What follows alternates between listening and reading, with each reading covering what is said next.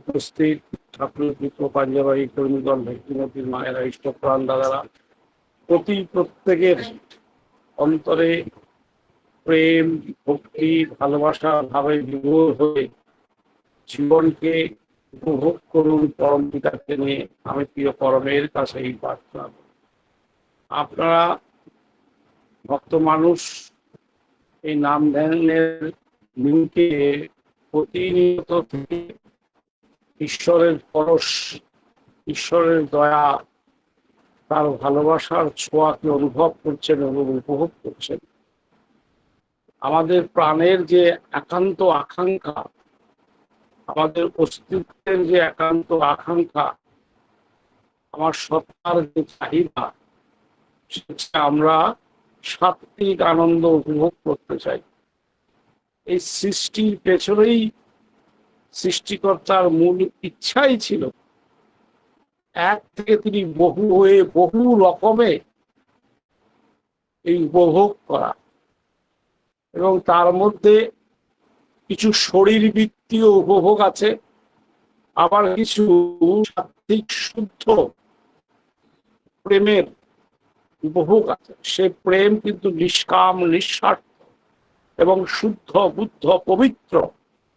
সেই পবিত্র ভাবে আমরা যতক্ষণ না পৌঁছতে পারি ওই ঈশ্বরের প্রতি যে প্রীতি ভাব, ওই ঈশ্বরের ভালোবেসে যার যেমন তৃপ্ত প্রাণ, এই যে তৃপ্তি অনুভব করা, তার জন্য কিন্তু আমাদের যে অভ্যস্ত সংস্কার, যে সংস্কার নিয়ে আমরা শ্বাস প্রশ্বাস নিয়ে হাঁটাচলা করি, এই অভ্যস্ত সংস্কারের মধ্যে নানা রকমের আসক্তি, ভ্রান্তি, অভিভূতি, এই যে প্রবৃত্তির আমরা ঘুরে থাকি, এই বৃত্তিমুখী জীবনের থেকে মুক্ত হওয়ার জন্যই কিন্তু এই সদ্গুরুর নাম মন্থনের মধ্যে দিয়েই আমরা ঈশ্বরের পরশকে অনুভব করতে পারি। ঈশ্বর আছেন বলেই আমার এই শরীর পিঞ্জরে সত্তারূপে ঈশ্বর আছেন বলেই কিন্তু আমাদের এই চেতনা আছে। আর এই চেতনার মধ্যে যখন একটা অশুদ্ধ ভাবের ছায়া পড়ে, এই অশুদ্ধ ভাবের ছায়া থেকে মুক্ত হওয়ার জন্যই আমরা এই সদ্গুরুর নাম মন্থন করি। আমরা প্রার্থনায় বলি না, ও হি নাম ও নিজ নাম হয়। আমাদের এই শরীরটার আমাদের পিতামাতা দেওয়া যে নাম, কিন্তু এই শরীরের ভিতরে যে প্রাণ রূপে, অস্তিত্ব রূপে যে চেতন প্রবাহটা প্রবাহিত হচ্ছে বলেই আমরা নিজেকে জীবিত বলি এবং জীবনটাকে উপভোগ করি। এই প্রাণ প্রবাহের জাগরণের নামই হচ্ছে কিন্তু এই সদ্গুরু সৎনাম।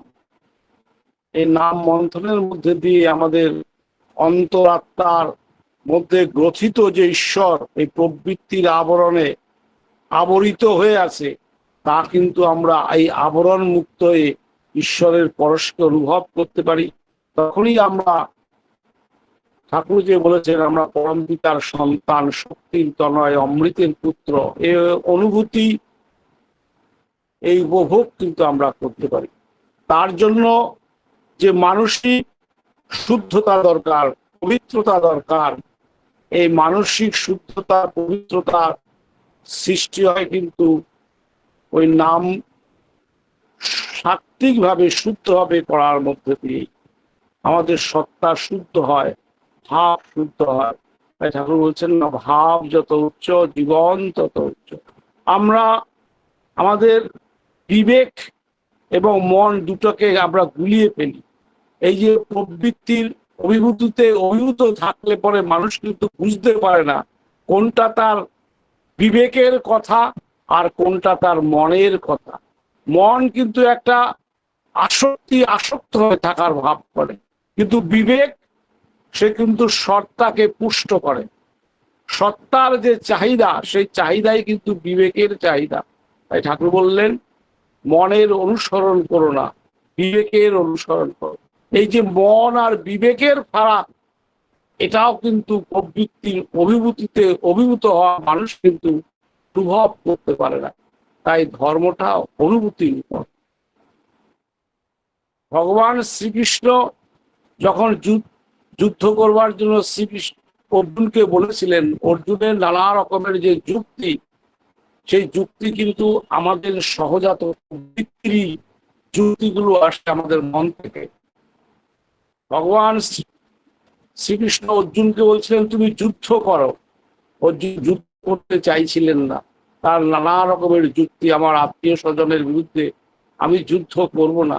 তখন ভগবান শ্রীকৃষ্ণ বলেছিলেন আমি সব মেরে রেখেছি, তুমি নিমিত্ত মাত্র, তুমি আমার কথা স্মরণ করো, তুমি আমাকে সমর্পিত হও, আমি তোমাকে দিব্য জ্ঞান দেব। তাই আমাদের মনের যে আবরণের দ্বারা আবরিত হয়ে এই মনের যে যুক্তিগুলো আসে, এই যুক্তির একমাত্র নিরসন হয় ওই সদ্গুরুর প্রতি নিষ্কাম নিঃস্বার্থ ভালোবাসার মধ্যে দিয়েই। তখন আমরা সেই দিব্য অনুভূতি লাভ করি। আর ঈশ্বর যে আমাদের এই দেহের মধ্যেই আছেন, প্রাণ রূপে অস্তিত্ব রূপে আছেন, এই অনুভূতি কিন্তু আমরা লাভ করতে পারি। তখন আমরা সন্দেহ মুক্ত হই, অবিশ্বাস মুক্ত হই। যদি কখনো তুমি তোমার প্রেমাস্পদে সর্বস্ব বিকাইয়া নিমজ্জিত হইয়া থাকো, ভাসিয়া উঠিবার জো দেখো, তৎক্ষণাৎ বিগত প্রাণ হও, দেখিবে প্রেমাস্পদ কত সুন্দর। আমাদের বৃত্তির মুখী যে জীবন যাপন, নানা রকমের চাহিদা, নানা রকমের আকাঙ্ক্ষায় আমরা লালায়িত হয়ে এই আসক্ত হয়ে থাকি। এই আসক্তি থেকে মুক্ত হওয়ার জন্যই প্রতিদিন প্রতি মুহূর্তে এই সাধুসঙ্গ, সৎসঙ্গ এবং ইষ্টের এই মহামন্ত্র নাম জপের মধ্যে দিয়েই আমরা বৃত্তিমুখী আসক্তি থেকে মুক্ত হই। তাই তো ঠাকুর বললেন বৃত্তির টান হলে দেখবি ভগবান। এই ভগবান দেখা যায় এই অভ্যস্ত সংস্কার থেকে ভেদ করে এই পরম পুরুষের সংস্কারে সিদ্ধ না হওয়া পর্যন্ত কিন্তু আমরা ঈশ্বরকে অনুভব করতে পারবো না। যদিও আমরা এই প্রবৃত্তির অভিমুখী মানুষ, নানা রকমের আশা আকাঙ্ক্ষায় বশত ভাব নিয়ে ঈশ্বরকে উপাসনা করি। তাই ঠাকুর প্রথমেই বললেন অর্থ মান যশ ইত্যাদি পাওয়ার আশায় আমাকে ঠাকুর সাজিয়ে ভক্ত হলো না। এই আত্মপ্রীত মানুষ নানা রকমের মোহগ্রস্ত ভাব নিয়ে ঈশ্বরকে কিন্তু উপাসনা করে। আর ভক্ত যিনি, সে কিন্তু একমাত্র ঈশ্বরকেই ভালোবেসে তার জীবনে সে তৃপ্তি লাভ করে। এটা কিন্তু একটা জন্মগত সৌভাগ্য লাগে, সেই ধরনের পিতামাতার আশীর্বাদ লাগে, আর সাধু প্রচেষ্টা লাগে, আর এই সৎসঙ্গে থাকার মধ্যে দিয়ে আমাদের জীবনের যে উত্তরণ ঘটে, এটা কি বলে আত্ম উন্নয়ন। এ পথে চাই গভীর নিষ্ঠা, গভীর শুদ্ধ ভালোবাসা। এই ভালোবাসায় তা ঠাকুর বলছেন না ফাঁকি দিলেই পেতে হবে। তাই আমাদের মনের মধ্যে যে কত রকমের চাতুরি থাকে, তা আমরা যত তার প্রতি অগ্রসর হতে থাকবো, তত ঠাকুর বললেন না বেমালুম লাগবে। নিজেকে নিজে তখন একটা আবিষ্কার হয়, নিজের মধ্যে নিজের একটা নূতন দিগন্ত খুলে যায়। এটাই কিন্তু সাধনার পথে অগ্রসর হওয়ার প্রথম সোপান। আর তাই ঠাকুর বললেন আদর্শের দীক্ষা আনে অনুরাগ, অনুরাগ আনে বৃত্তি নিয়ন্ত্রণ। তখন আমাদের চাউনি চলন চরিত্রের একটা নিয়ন্ত্রণ আসে। আর নিয়ন্ত্রণ যত সঠিক হয়, তত আমাদের ধার্মিক ভাব, এই মানুষকে বহন করবার, সহন করবার, মানুষকে পালন করবার, পোষণ করবার সেই ভাব সৃষ্টি হয়। তখন আর কাউকে পর বলে মনে হয় না। তখন আমাদের এই শব্দকে বলা হয় ব্রহ্ম। ব্রহ্ম মানে বিস্তার, বৃহৎ ভাবে ভাবা। এই বৃহতের সর্বভূতে যে তিনি আছেন, আমরা প্রার্থনায় বলি মদ আত্মার সর্বভূত আত্মা তস্मै শ্রী গুরবে নমঃ। আমার এই অস্তিত্বটা কোথা থেকে এসছে? সেই পরম মহা অস্তিত্বের থেকেই। আমি কি তারই একটা ক্ষুদ্র অংশ? এই অনুভব যখন আমার হয় তখন কিন্তু আমাদের পর বলে কেউ থাকে না। তাই সবার পূরণ করেন যিনি তারই মুখে বিধির বাণী। ধর্মটা বাস্তবভাবে অনুভূতি সম্পন্ন হওয়া, শুদ্ধ হওয়ার মধ্যে দিয়ে যদি সত্যিকারের অনুভূতি না আমরা লাভ করতে পারি, তাই ধর্ম সম্বন্ধে একটা কিংবদন্তিমাকার ভাব। ঠাকুর বলছে পাতি পাতি করে খোঁজো, সত্যিই তুমি কি চাইছো, তোমার চাওয়াটা যেমনতর হবে তোমার প্রাপ্তিটাও কিন্তু তেমনতর হবে। তাই ঠাকুর বলছেন না যে তুমি তোমার এই জন্য দায়ী, তুমি তোমার নিজ পরিবারের, দেশের বর্তমান ভবিষ্যতের জন্য তুমিই দায়ী। এই দায়টা কিন্তু আমরা তখনই অনুভব করতে পারবো যখন আমি মোহমুক্ত হব। তাই আমাদের প্রত্যেকের এই সাধনার বিষয়ে, তপস্যার বিষয়ে আমাদের মধ্যে যে ভ্রান্তি কাজ করে, মোহ কাজ করে, সেই মোহমুক্ত না হলে কিন্তু ঈশ্বরের শুদ্ধভাবে তাকে অনুভব করা যায় না। তাই প্রতিনিয়ত নিষ্কাম নিঃস্বার্থভাবে শুদ্ধভাবে সাধন তপস্যার মধ্যে দিয়ে আমরা ঈশ্বরের দয়াকে অনুভব করতে পারবো। আর এই দয়া আমাদের সত্তার একান্ত আকাঙ্ক্ষা। আদর্শে দীক্ষা আনে অনুরাগ আনে বৃত্তি নিয়ন্ত্রণ, বৃত্তি আনে ধৃতি, আবার ওই ধৃতি আনে প্রণিধান, আনে কৈবল্য, আনে সমাধি, মহাচেতনের সম্মুখান। এই সবটাই কিন্তু আমার ভাবের উত্তরণ, আমার চেতনার উত্তরণ।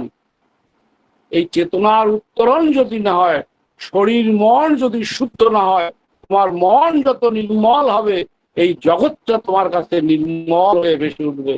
আর এই জগৎ তোমার সর্বভূতে ঈশ্বর অনুভূতি। আর এটাকে বলে ভক্তির পরাকাষ্ঠা। যার ভক্তি যত শুদ্ধ, ভক্তি এনে দেয় জ্ঞান, জ্ঞানেই সর্বভূতে আত্মবোধন, সর্বভূতে আত্মবোধন অহিংসা, এই অহিংসা হতে প্রেম। এই যে প্রেমের কথা আমরা বলি, এই প্রেম কিন্তু দুর্লভ। এখানে শুদ্ধ আত্মা, শুদ্ধ ভাব না হলে কিন্তু সেই প্রেমের পরশ আমরা লাভ করতে পারবো না। তাই আমরা এই সদ্গুরুর নাম মন্ত্রণ সঙ্গের মধ্যে দিয়ে তার দয়া, শুধু তোমার বাণী নয় তো হে প্রভু, হে বন্ধু, হে প্রিয়, মাঝে মাঝে তোমার পরশ কাড়ি দিও। তার পরশ উপভোগ করার জন্যই আমাদের এই মানব জন্মের মনুষ্য শরীরের একান্ত আকাঙ্ক্ষা, মহাচেতনের সম্মুখান, তৃষ্ণার একান্ত নির্বাণ। যা হোক, আমি জানি না তাৎক্ষণিক ভাবে যে ভাবটা মনের মধ্যে উড়ে আসলো সেইটুকুই বলার চেষ্টা করলাম। তার মধ্যে কতটুকু গভীরতা আছে, কতটুকু আপনাদের হৃদয়কে স্পর্শ করেছে, কতটুকু আপনাদের মধ্যে ঈশ্বরের ঈশ্বরের ভাবে ভাবিত হয়েছে আমি জানি না। যদি কিছু ভুল বলে থাকি, আপনাদের ভাবের উদ্ধর্ষায় যদি না পৌঁছে দিয়ে কোথাও নিম্নগামী, সেটা তাই কিন্তু আমার। আপনারা সবাই প্রাণ ঠাকুরকে ভালোবাসেন, নিঃসংকোচে সমস্ত দ্বিধা দ্বন্দ্ব মুক্ত হয়ে নিষ্কাম নিঃস্বার্থ ভাবে ঠাকুরকে নিয়ে চলেন। একদিন দেখবেন এই জীবনের সমস্ত আকাঙ্ক্ষা পূর্ণ হয়ে গেছে, আর কোনো চাহিদা নেই।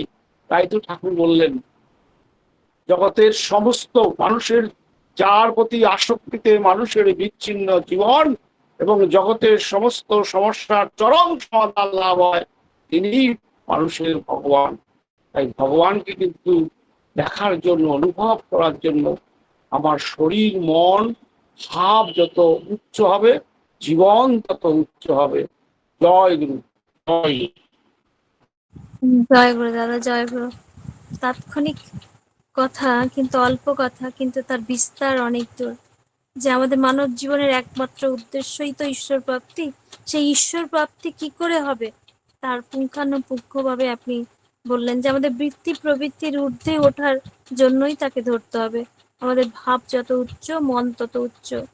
আর মনের অনুসরণ না, আমাদের বিবেকের অনুসরণ করতে হয়। আমাদের শুদ্ধ হতে হবে, চাওয়া অনুযায়ী আমাদের প্রাপ্তি হবে। নিষ্কাম নিঃস্বার্থভাবে সাধনের ভজনের মধ্য দিয়েই ঈশ্বর লাভ হবে। আর মন নির্মল হলে জগৎ নির্মল হবে। তখনই আমাদের সাধনায় আমরা উচ্চ মার্গে উঠতে পারবো এবং তখন আমাদের ঈশ্বর প্রাপ্তির পথ প্রশস্ত হবে। অসাধারণ আলোচনা দাদা। পরমপিতার কাছে আপনার সার্বিক মঙ্গল প্রার্থনা করি। আপনি যে তাৎক্ষণিকভাবে আলোচনা করলেন, এটাই হচ্ছে ইষ্টকর্ম, যে তার কথা, তার প্রতি সবসময় এই ভাবটা না থাকলে বলা যায় না। কাউকে বলতে হলে তো দেখি যে তৈরি নয়, এ নয়, তাহলে আপনি সেভাবেই তৈরি হয়ে আছেন বলে এত সুন্দর, এত ভাবের উচ্চের কথা বলতে পারলেন। আমরা ধন্য দাদা। পরমপিতার কাছে আপনার সার্বিক মঙ্গল প্রার্থনা করি। খুব ভালো থাকুন দাদা, সুস্থ থাকুন, আর এরকম মাঝে মাঝে যোগান দিয়ে আপনার উপস্থিতি দিয়ে আমাদের সমৃদ্ধ করবেন। জয় গুরু। ভালো থাকুন দাদা।